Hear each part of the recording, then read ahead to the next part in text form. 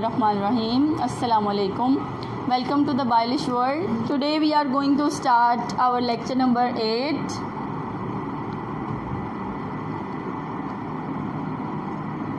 From chapter number 16, Support and Movement.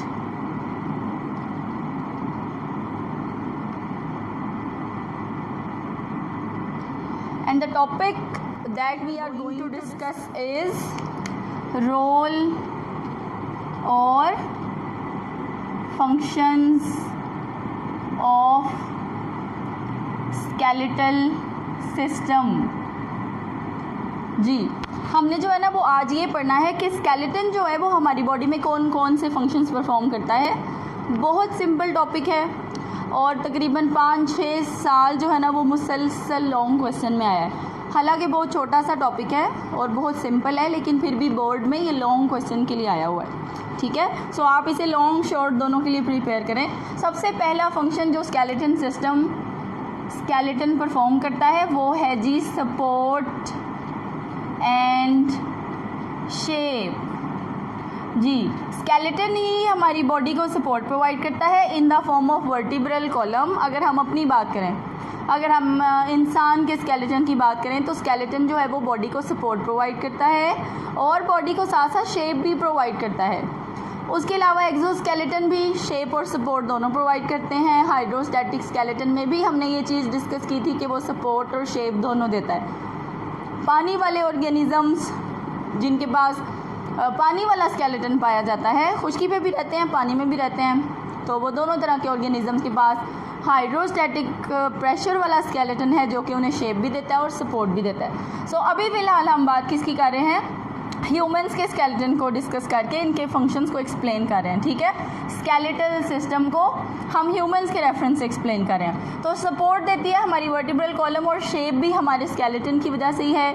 कुछ लोगों का स्केलेटन जो है वो बहुत ब्रॉड होता है, कुछ लोगों का स्केलेटन जो है वो बहुत थिन होता है. नो डाउट बोन सेम है, लेकिन बोन्स का थोड़ा सा जो है वो स्ट्रक्चर डिफरेंट है, जिसकी वजह से हम सब के फेसेस, हम सब के बॉडी के शेप्स जो है वो एक दूसरे से डिफरेंट है.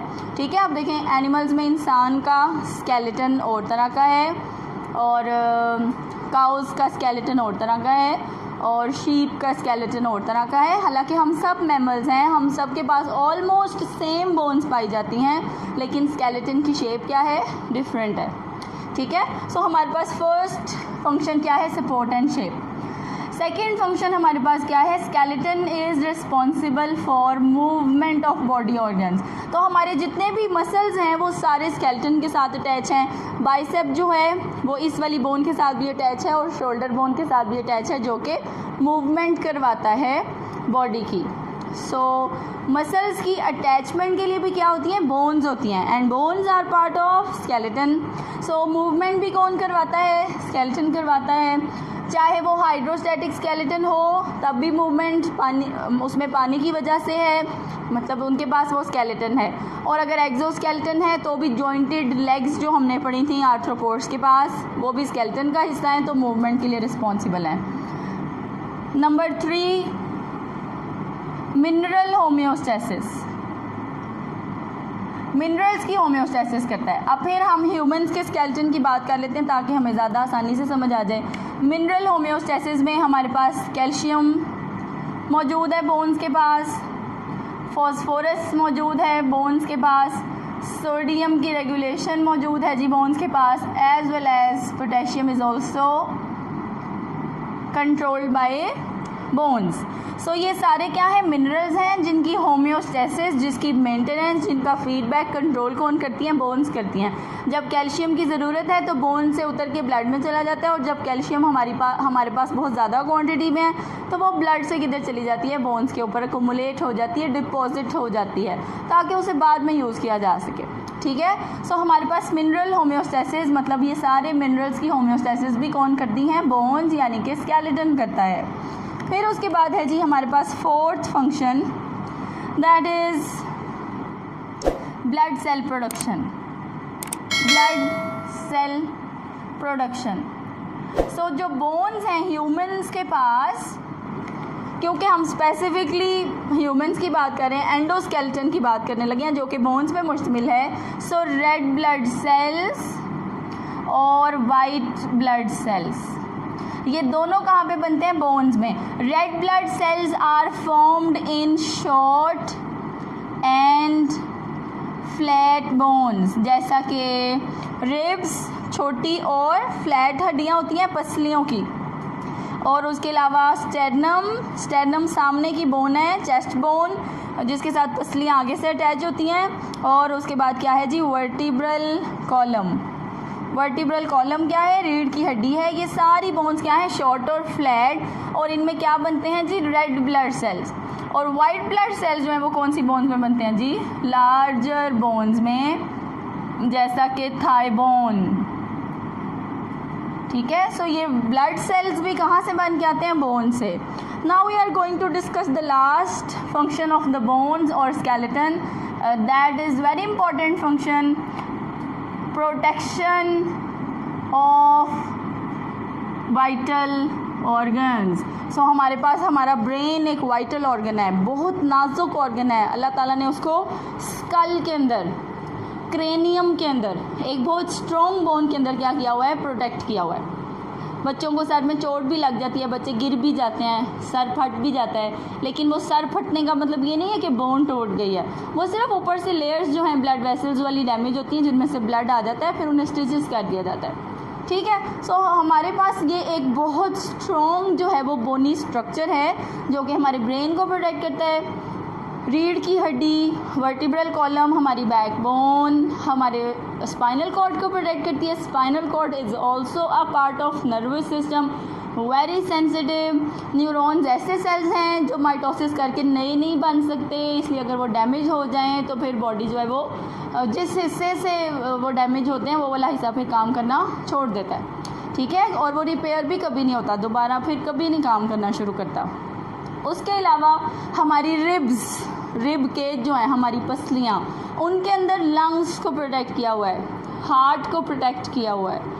ठीक है, लंग्स भी बहुत नाजुक हैं और वाइटल भी हैं, ज़रूरी भी हैं। हार्ट भी बहुत नाजुक है, वाइटल भी है, इसलिए अगर कभी फाइटिंग के दौरान, लड़ाई के दौरान कोई एक दूसरे को जो है ना वो पंच मार भी देता है या ज़ोर से धक्का दे देता है या कोई गिर जाता है तो उसके लंग्स और उसके हार्ट क्या रहते हैं? प्रोटेक्टेड रहते हैं। ठीक है, सो ये इस तरह स्केलेटन और बोन्स जो हैं वो हमारे वाइटल ऑर्गन्स को प्रोटेक्ट करने के लिए भी ज़रूरी हैं। ऐसे ही आप ये देख लें, ये हमारे पास जो है ना सॉकेट्स हैं आइज़ के, अल्लाह ताला ने इन सॉकेट्स के अंदर हमारी आइज़ को क्या किया हुआ है? प्रोटेक्ट किया हुआ है। कोई नोकीली चीज़ आएगी तो आँख में लग सकती है, कोई इस तरह फ्लैट चीज़ आए तो आँख जो है वो अंदर है, उसको जो है अल्लाह पाक ने इन दो ऑर्बिट से प्रोटेक्ट किया हुआ है, and these are bones. So ये थे हमारे पास functions, role of skeletal systems जो कि स्केलेटन हमारी बॉडी में परफॉर्म करता है। सो बहुत ईजी हैं, आप इन्हें ईजीली याद कर लेंगे। Now we are going to discuss endoskeleton. पहले हमने स्केलेटन की दो टाइप्स पढ़ी हैं, एक एक्सोस्केलेटन, एक हाइड्रोस्टैटिक स्केलेटन। अब जो हम डिस्कस करने लगे हैं वो क्या है? एंडोस्केलेटन। एंडोस्केलेटन ऐसा skeleton that is present inside the body, जो कि बॉडी के अंदर पाया जाए, वो एंडोस्केलेटन है। That is actually made up of bones and cartilage. So endoskeleton दो चीज़ों से मिलके बना है, जिसमें एक बोन्स है और दूसरा क्या है? Cartilage. These both are rigid connective tissues of the body. Bone और कार्टिलेज दोनों क्या है? मजबूत कनेक्टिव टिश्यूज़ हैं बॉडी के। कनेक्टिव टिश्यूज़ कौन होते हैं? जो बॉडी के पार्ट्स को आपस में कनेक्ट करते हैं। ठीक है, और उसके अलावा हमारे पास bone and cartilage both are made up of living cells. दोनों क्या है? लिविंग सेल्स से मिलके बने हुए हैं। सो ये जो दो कैरेक्टरिस्टिक्स मैंने यहाँ पे लिखी हैं, ये क्या है? सिमिलैरिटीज़ हैं बोन्स और कार्टिलेज की। तो ये भी शॉर्ट क्वेश्चन के लिए ज़रूरी है। जी, सिमिलैरिटीज़ क्या हैं? दोनों ही रिजिड कनेक्टिव टिश्यूज़ हैं और दोनों लिविंग सेल से मिलके बने हुए हैं। और उसके अलावा एक और जो है ना वो सिमिलैरिटी ये है, both are made up of living cells and collagen protein. और दोनों के पास जो है ना कि एक मजबूत प्रोटीन पाई जाती है जिसे हम कोलेजन प्रोटीन कहते हैं। सो ये जो हमने लिखी हैं ये क्या है? सिमिलैरिटीज़ हैं किसकी? बोन और कार्टिलेज की। सो डिफरेंस का भी क्वेश्चन आ सकता है, कंपैरिजन का भी आ सकता है। जब कंपैरिजन आता है तो उसका मतलब है कि आपने सिमिलैरिटीज़ और डिफरेंसेस दोनों डिस्कस करने हैं। जब आपसे सिमिलैरिटीज़ पूछी जाएं तो सिर्फ सिमिलैरिटीज़ बताएं, जब डिफरेंसेस पूछे जाएं तो फिर सिर्फ डिफरेंसेस बताएं। ठीक है, आप जो है ना वो हम इन दोनों टॉपिक्स को डिटेल में देखते हैं। What are bones and what are characteristics of cartilage and what functions are performed by both the structures. जी, सबसे पहले हम बोन की बात करते हैं। The most rigid structure of your body, the most rigid structure of body is bone. बहुत ज़्यादा मजबूत होती है। और उसके अलावा bone is made up of two parts. Bones are composed of two parts। और ये जो मैं बोन्स की बात कर रही हूँ ये कौन सी बोन्स हैं? लार्ज बोन्स, जैसा कि थाई बोन। ठीक है, ये दो हिस्सों पे मुश्तमिल है। एक कौन सी? The outer portion is compact bone and the inner portion is spongy bone. So ये जो हमारे पास थाई बोन होती है, जो बड़ी बड़ी बोन्स होती है ना, जैसे बाजू की बोन हो गई, जैसे थाई टांग की बोन हो गई, ये दोनों बोन्स जो है ना ये बहुत बड़ी बड़ी और मोटी और वज़नी बोन्स हैं। सो इनके पास दो हिस्से पाए जाते हैं। जो बाहर वाला हिस्सा है वो क्या है? कॉम्पैक्ट है। This compact bone is made up of collagen fibres. Collagen is a protein. Collagen क्या है? प्रोटीन है। Collagen fibres as well as calcium carbonate. So हमारे पास बोन्स के ऊपर क्या अक्यूमुलेट हुआ होता है? कैल्शियम अक्यूमुलेट हुई होती है, जिसकी वजह से वो बहुत ज़्यादा मजबूत होती हैं बाहर वाली साइड से। ये बड़ी बोन्स की बात कर रही हूँ मैं। और स्पॉन्जी बोन कौन सी है? जो कॉम्पैक्ट बोन के अंदर होती है। ये देखिए, इस तरह हमारे पास अगर एक बोन है, सो ये बाहर से कैसे है? Compact bone that is made up of calcium and phosphorus as well as very much amount of collagen fibres.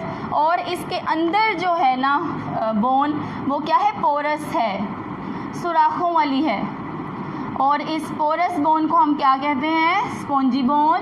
और इस पोरस बोन के अंदर जो है वो पाया जाता है जी बोन मैरो। सो ये जो मैं इन पोर्स के अंदर ब्लैक शो कर रही हूँ ये क्या है? बोन मैरो, जिसे हम अपनी लैंग्वेज में मगज़ कहते हैं। सो ये जो बोन मैरो मौजूद है, this bone marrow is very important for blood cell production. Bone marrow, इधर से क्या प्रोड्यूस होते हैं? Blood cells production bone marrow में होती है। और उसके अलावा कॉम्पैक्ट बोन का क्या काम है? Compact bone is responsible for attachment of muscles. So ये कॉम्पैक्ट बोन के साथ मसल्स अटैच होते हैं बाहर की साइड से, जिससे हमारी बॉडी मूव कर सकती है। और जो स्पॉन्जी बोन है उसके अंदर बोन मैरो पाया जाता है। ये रेड में हमने कौन सी बोन दिखाई है? स्पॉन्जी बोन, जिसके अंदर बोन मैरो पाया जाता है। और बोन मैरो का फंक्शन क्या है? ब्लड सेल्स प्रोड्यूस करना। सो मैंने आपको कॉम्पैक्ट बोन का फंक्शन भी बताया, attachment of muscles for the movement of your body, for the movement of your bones. और मैंने आपको स्पॉन्जी बोन का फंक्शन क्या बताया है? Blood cells production. सो यहाँ पे वाइट ब्लड सेल्स भी प्रोड्यूस होते हैं, रेड ब्लड सेल्स भी प्रोड्यूस होते हैं। सो बोन्स की कैरेक्टरिस्टिक्स, रिजिड स्ट्रक्चर है बॉडी का, और बड़ी बोन्स जो हैं वो दो हिस्सों पे मुश्तमिल होती हैं। और उसके अलावा हम अगर डिस्कस करें तो बोन्स जो है ना वो तीन तरह के सेल से बनती हैं। 3 types of cells present in bones that are osteoclast, osteocyte osteoblast. जी देखें, अब इनके फंक्शंस भी बता देती हूँ। ऑस्टियोक्लास्ट कौन है? Bone dissolving cells. जब बोन के सेल्स काम नहीं कर रहे होते या उनकी ज़रूरत नहीं होती या सेल नॉन लिविंग हो जाते हैं, तो ऑस्टियोक्लास्ट क्या करते हैं? उस पुरानी बोन को डिसॉल्व करके ख़त्म कर देते हैं। Bone dissolving cells are called osteoclast. And bone forming cells, जो नई बोन बनाते हैं ऑस्टियोक्लास्ट के बाद जो काम करते हैं, bone forming cells are called osteoblast. और जब ये नए सेल्स बनने के बाद मैच्योर हो जाएं, then they are known as osteocytes. Osteocytes are mature bone cells. ठीक है, so bones are made up of 3 types of cells. Osteoclast जो पुराने सेल्स को ख़त्म करेंगे, ऑस्टियोब्लास्ट जो नए सेल्स बनाएंगे, और नए सेल्स बनने के बाद जब मैच्योर हो जाएंगे then they will be named as osteocytes. जी, सो ये था हमारे पास ओवरऑल बोन के बारे में। अब हम छोटी सी जो है ना वो एक जनरल बात डिस्कस करते हैं। ऐसा होता है कि बच्चे जब पैदा होते हैं तो उनके पास बोन्स जो हैं वो 300 होती हैं। ठीक है, 300 हड्डियाँ होती हैं। ऐसा नहीं कि हमसे ज़्यादा है, लेकिन वो बहुत छोटी होती हैं। बाद में वो आपस में फ्यूज़ होती हैं, बच्चा दूध पीता है, कैल्शियम लगती जाती है, बोन्स आपस में मिलती हैं। बच्चों का सर अगर आप देखें तो बच्चों के सर बहुत सॉफ्ट होते हैं, बहुत सॉफ्ट बोन होती है बच्चे की बॉडी के अंदर, उसको उठाने में भी बहुत मुश्किल हो रही होती है। फिर आहिस्ता आहिस्ता वो दूध पीता है, अल्लाह ताला के हुक्म से कैल्शियम उसकी बोन्स के ऊपर अक्यूमुलेट होता जाता है और बच्चे की बोन्स फिर आपस में फ्यूज़ होकर 206 हो जाती हैं, जो कि एक एडल्ट ह्यूमन में पाई जाती हैं। ठीक है, अब देखें, अब इन बोन्स में भी क्या होता है? पहले ऑस्टियोक्लास्ट आते हैं जो बच्चे के वो कार्टिलेज वाले सेल्स को ख़त्म करते हैं। फिर ऑस्टियोब्लास्ट आते हैं उनकी जगह पे, जो नए बोन सेल्स बनाते हैं। और फिर वो नए बोन सेल्स जो हैं वो कैल्शियम को एक्यूमुलेट करने के बाद मजबूत हो जाते हैं और वो ऑस्टियोसाइट्स बन जाते हैं। तो जैसे जैसे बच्चा बड़ा होता जाता है वैसे वैसे वो अपनी एक्टिविटीज़ करने लग जाता है, टर्न होने लग जाता है, फिर रिड़ने लग जाता है, क्रॉलिंग करता है, फिर उसके बाद वो खड़ा होने लग जाता है, फिर अल्लाह के हुक्म से चलने लग जाता है। जैसे जैसे उसकी बोन्स मजबूत होती जाती हैं, ऑस्टियोब्लास्ट की फंक्शनिंग ज़्यादा है, बोन फॉर्मिंग सेल्स बहुत ज़्यादा एक्टिविटी परफॉर्म करते हैं, तो वैसे वैसे जो है वो बच्चे की बोन्स मजबूत होती जाती हैं। ठीक है, सो हमारे पास ये थी बोन्स की कैरेक्टरिस्टिक्स। अब हम बात करते हैं जी कार्टिलेज की। कार्टिलेज क्या है? सॉफ्ट कनेक्टिव टिश्यू है। ये क्या होता है जी? नरम होता है। बोन्स तो बहुत रिजिड होती है ना, ये भी कनेक्टिव टिश्यू है, रिजिड भी है, ये भी कोलेजन फाइबर्स से बना हुआ है। इसके पास भी लिविंग सेल्स पाए जाते हैं, लेकिन कार्टिलेज के लिविंग सेल्स का नाम है chondrocytes. Chondrocytes.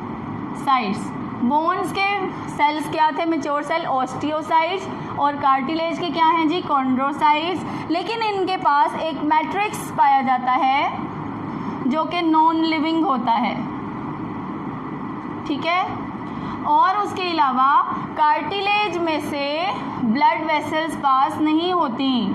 No blood vessels. Bones में से तो ब्लड वेसल्स पास क्या होती हैं? वहाँ पे तो ब्लड सेल्स बनते हैं, तो ब्लड वेसल्स से ही वो बन बन के बॉडी की तरफ जाते हैं। तो अगर आपने डिफरेंस लिखना है तो आप बताएं, बोन एक रिजिड कनेक्टिव टिश्यू है जबकि कार्टिलेज एक सॉफ्ट कनेक्टिव टिश्यू है। Bones are made up of 3 types of cells, cartilage is made up of 1 type of cell. Bones is made up of living matrix and cartilage is made up of non living matrix. Bones have thousands of blood vessels connected with them, but cartilage have no blood vessels. ठीक है, so bones are responsible for the movement of the body and cartilage is responsible for the protection of your bones. तो cartilage जो है वो कहाँ पाए जाते हैं? bones के ends पे पाए जाते हैं। ये कान का जो पिना है, nose है, ये eyelids हैं, एपिग्लोटिस है, सांस की नाली है, trachea. These all structures are made up of cartilage.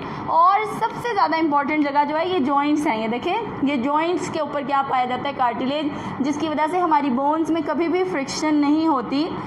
बूढ़े होने के बाद अगर कोई जॉइंट प्रॉब्लम हो तो फिर फ्रिक्शन होने लग जाती है, बोन्स जो हैं वो इमूवेबल भी हो जाती हैं, लोग मूव नहीं कर सकते, बोन्स जॉइंट्स मूव नहीं होते, वो किसी डिज़ीज़ के नतीजे में होता है। वैसे हमारे पास बोन्स के एंड्स पर, जहाँ पर बोन ने दूसरी बोन के साथ जॉइंट बनाना हो, वहाँ पर क्या पाए जाते हैं जी? कार्टिलेज पाए जाते हैं। So cartilage are responsible for protection of ends of bones. और उसके अलावा हमारे पास कार्टिलेज की 3 टाइप्स हैं। कार्टिलेज की 3 टाइप्स जो कि बॉडी की डिफरेंट ऑर्गन्स में पाई जाती हैं। उसमें सबसे पहले है जी इलास्टिक कार्टिलेज। जैसा कि इसके नाम से पता चल रहा है कि इसके अंदर इलास्टिसिटी बहुत ज़्यादा है। इट इज़ प्रेजेंट इन पिना of year and it is present in epiglottis, क्योंकि एपिग्लोटिस मूव करती है। Number 2 is hyaline cartilage that is present at the ends of bones. और तीसरी जो है वो आपकी बुक में डिस्कस नहीं की हुई लेकिन आपने मैट्रिक में पढ़ी हुई है, दैट इज़ फाइब्रस कार्टिलेज, जो कि बहुत मजबूत होती है and present between the intervertebral bones. रीढ़ की हड्डी की जो 2 बोन्स होती हैं उनके दरमियान में एक बहुत स्ट्रॉन्ग कार्टिलेज की बनी हुई स्लिप मौजूद होती है, जो कि फाइब्रस कार्टिलेज होता है। क्योंकि सबसे ज़्यादा मूवमेंट हमारी बैकबोन की होती है और हमने बार बार मूव करना होता है, इसलिए वर्टिब्रल कॉलम के अंदर 33 बोन्स होती हैं और हर 2 बोन्स के दरमियान में फाइब्रस कार्टिलेज मौजूद है, जो कि बहुत इजीली डैमेज नहीं हो सकता। सारा दिन हम वर्टिब्रल कॉलम की वजह से काम करते हैं, हम अपने वज़न पे खड़े रहते हैं, हम बेंड हो सकते हैं, हम चीज़ें उठा सकते हैं। सो ये सबसे ज़्यादा स्ट्रॉन्ग कार्टिलेज है। Hyaline cartilage, elastic cartilage and fibrous cartilage. So cartilage soft connective tissue है, कोलेजन फाइबर से बना हुआ है, इसके लिविंग सेल्स कॉन्ड्रोसाइट्स हैं, इसका मैट्रिक्स नॉन लिविंग है, इसमें से ब्लड वेसल्स पास नहीं होती, ये हमारी बोन्स की प्रोटेक्शन करता है इनसे।